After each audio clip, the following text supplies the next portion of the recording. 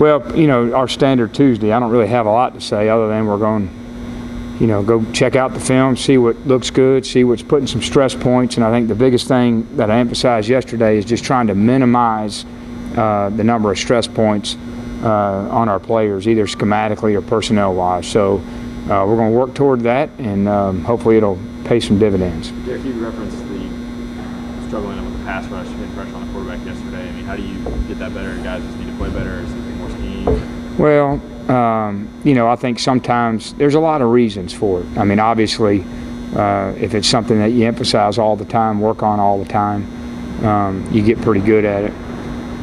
Sometimes you can be more concerned about pushing the pocket, keeping the quarterback in, and that slows down a pass rush. You know, when you're losing your edges in the run game, it slows it down. So we've probably slowed them down a little bit more than we should have, worrying about so much other stuff. And we'll try to pick some times where we can let them pin their ears back and come. Derek, as good as you guys have been on offense, do you feel like there's maybe another level there that you guys can show simply because you had to spend so much time clawing out of these holes in game after game? Well, what we want to see is just that kind of execution on all phases for 60 minutes. And we really haven't had a game where we feel like we've done that. You know, as good as this game was, we went through about a 25-minute period where we got 6 points, didn't convert in the red area. Our details in the red area sometimes get sloppy, never want turnovers, those kinds of things.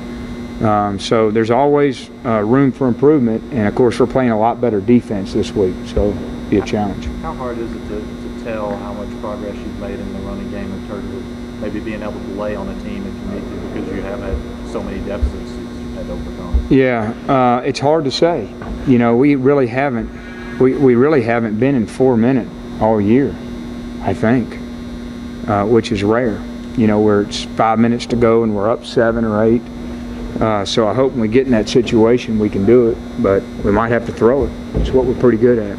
What several of your players referenced this Missouri defensive line look like South Carolina. Is that a fair comparison? Yeah, I think it's, you know, I mentioned that I think yesterday.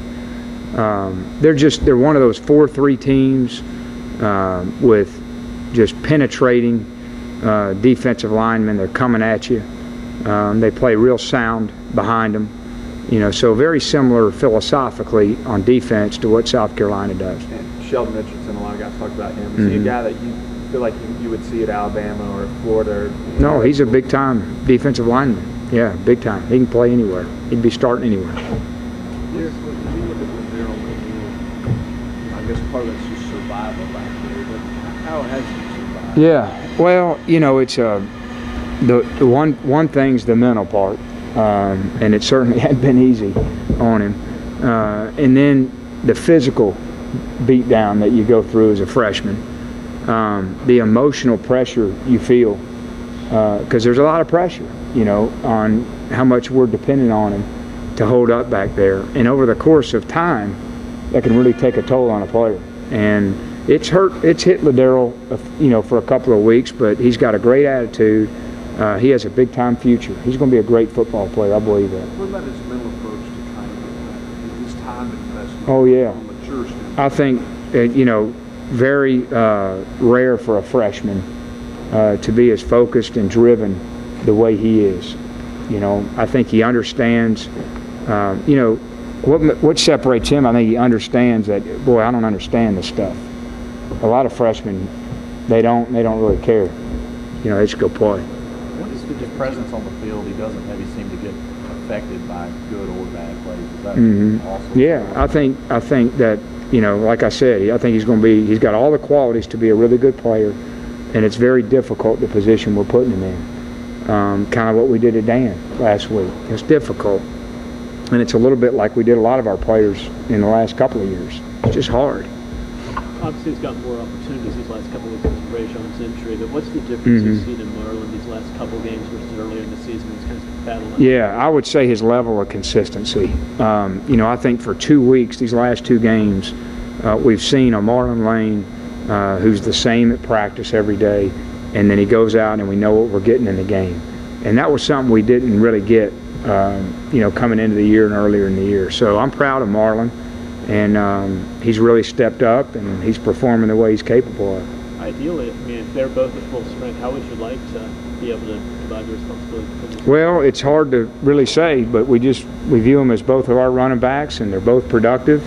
You know, and it always depends on who's kind of running, got that groove going in the game. What's the disparity in the confidence level of the offense versus the defense, and does that ever show up as a factor in practice? Yeah, I think that's human nature. You know, you're not going to be super confident when you hadn't had the results that you expect, and certainly success breeds confidence. So that's something we got to keep working on our defense.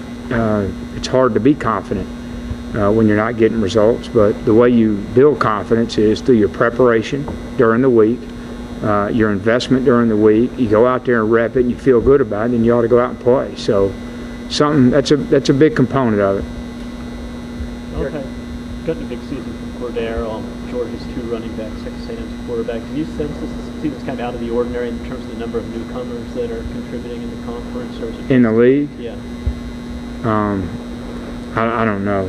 I have to put my SEC historian hat on. It's not really working right now. These guys got a special guy now, number 6. I'm not sure there's a more dangerous player in the league.